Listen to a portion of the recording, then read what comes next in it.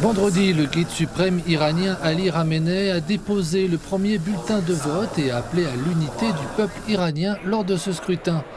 D'autre part, les médias d'État ont rapporté que des hommes armés non identifiés avaient attaqué un véhicule transportant des urnes, tuant 2 membres des forces de sécurité. L'élection initialement prévue pour 2025 avait été reprogrammée à la suite du décès du président Ebrahim Raïssi dans un accident d'hélicoptère le 19 mai. Les premiers résultats seront annoncés ce samedi. S'il n'y a pas de majorité claire, c'est à l'issue du second tour qu'on saura le vainqueur entre les 2 premiers candidats vendredi prochain. Des électeurs ont évoqué l'élection, nous les écoutons. En tant qu'Iranien, je suis les instructions de notre chef suprême.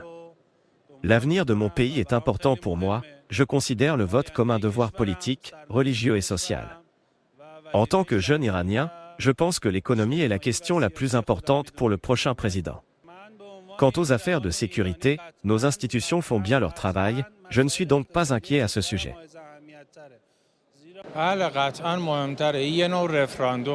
Cette course présidentielle est plus importante que la récente, c'est comme un référendum de soutien au gouvernement. Lorsqu'un réformateur est qualifié comme candidat, la compétition présidentielle devient intense. Ce n'est pas le cas lorsque tous les candidats sont issus du même parti. Lorsqu'il y a un réformateur, le taux de participation est toujours très élevé. C'est pour la première fois que je vote. C'est mon devoir et mon droit social de le faire.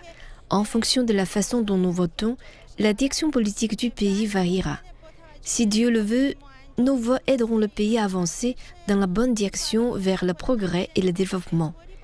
Quiconque devient président doit suivre l'intérêt du pays.